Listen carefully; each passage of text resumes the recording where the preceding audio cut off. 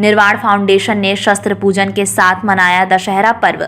साहिबाबाद निर्वाण फाउंडेशन ने दशहरा के अवसर पर वसुंधरा सेक्टर 5 के एक वैकेंट हॉल में शस्त्र पूजन किया तथा क्षत्रिय महापुरुषों को याद किया।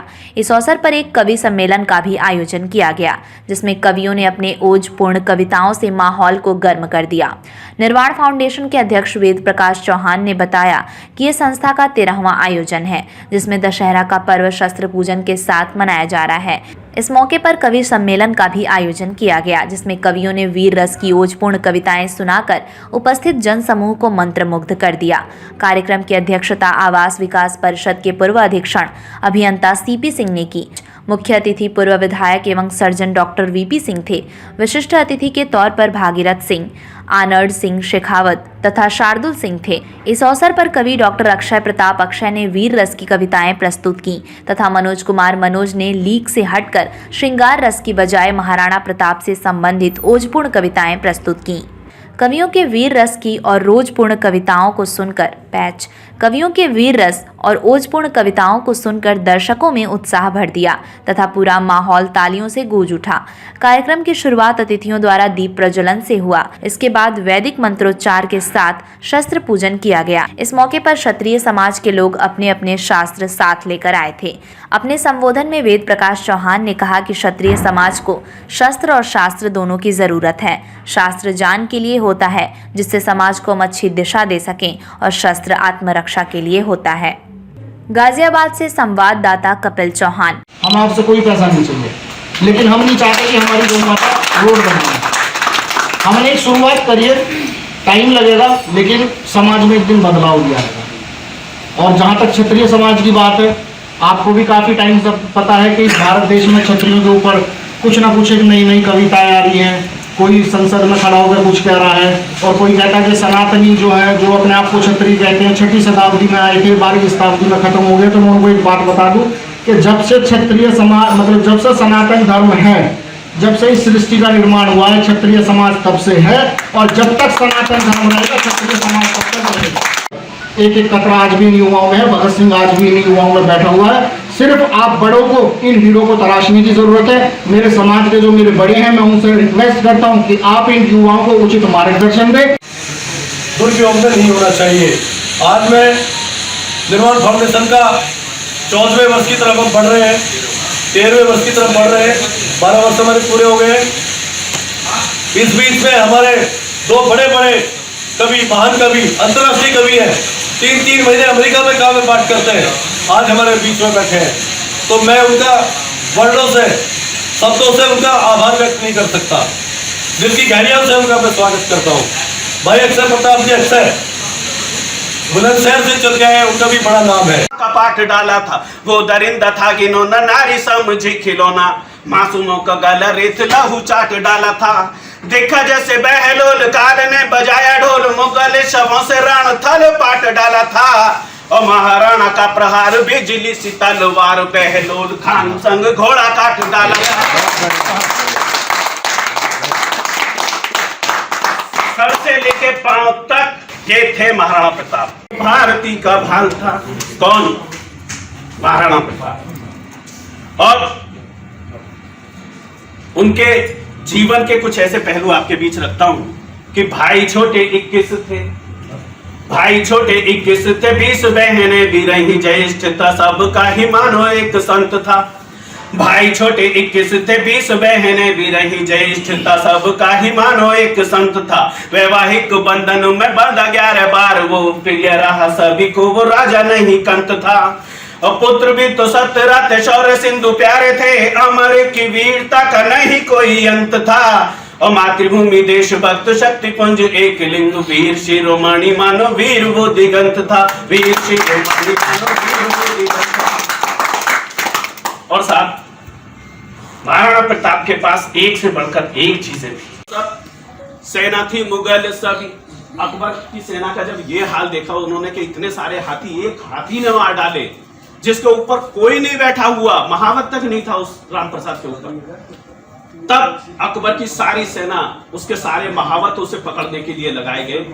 तब एक क्षण इसी जमीन पर आपके बीच निवेदन करता हूं कि सेना थी मुगल सभी महावत टूट पड़े रणभूमि बीच आज रुक गया वक्त था घेर गया चाहूं और मिली नहीं कोई ठोर बांधा गया जंजीरों से हो गया अशक्त था रोम रोम में बसे थे राणा जी के संस्कार गज की रगों में राम स्वामी भक्ति रक्त था और छटपटाता ही रहा मुगलों के बंधनों में राम प्रसाद भी स्वाधीनता का भक्त था।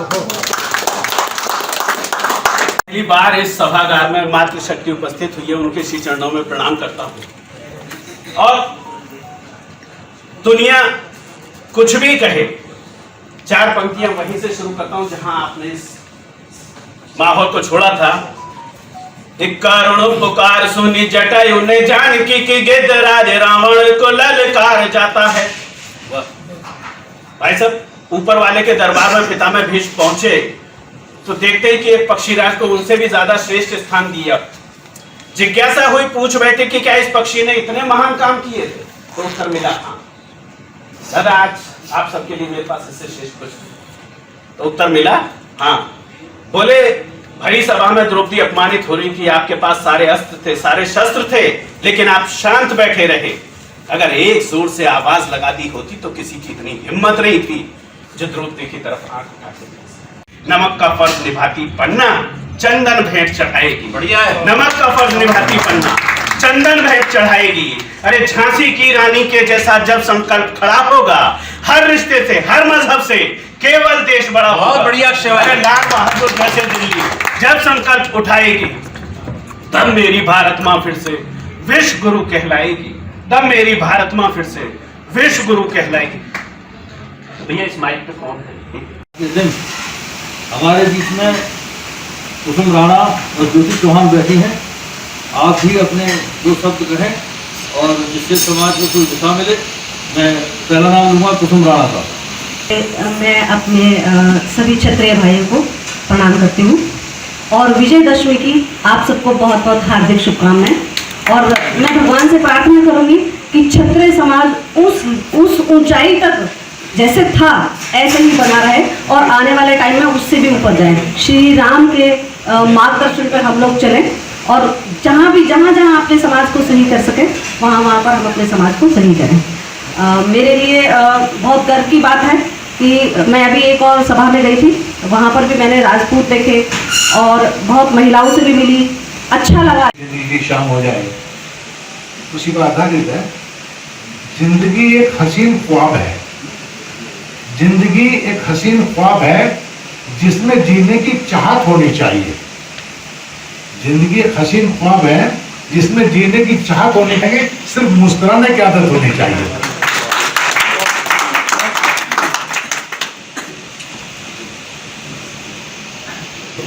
सभा में उपस्थित आप सभी भाई बहनों, सबका स्वागत करता हूं, अभिनंदन करता हूं, प्रणाम करता हूं।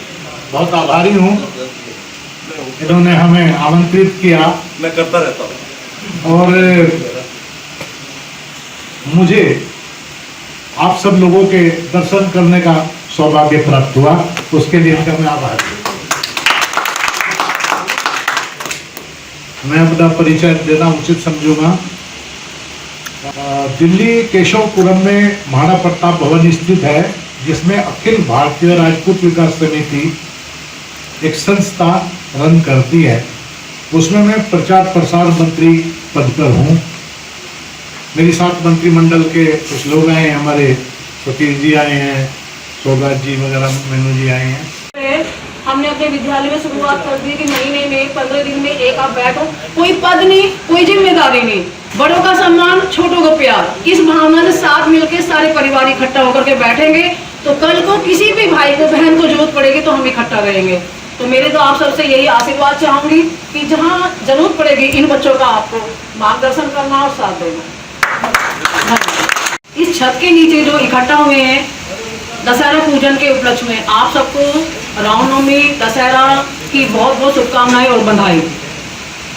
जो मेरी बहन कुसुम जी ने बताया, मैं भी उसी से जोड़ते हुए अपनी बात कहना चाहूंगी कि हम लोगों में बल है, धन है, सामर्थ्य है, सब कुछ हम लोगों में है, लेकिन अगर नहीं है तो एकता नहीं है।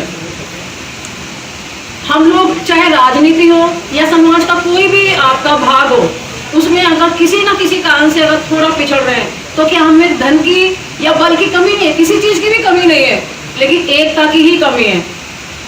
तो आज हम दशहरा पूजन के उपलक्ष्य में जब इतने दूर दूर से चलकर इकट्ठा हो गए हैं, तो क्यों ना हम लोग किसी भी मौके पर एक ऐसा आयोजन करके अपना सभी एक साथ बैठे।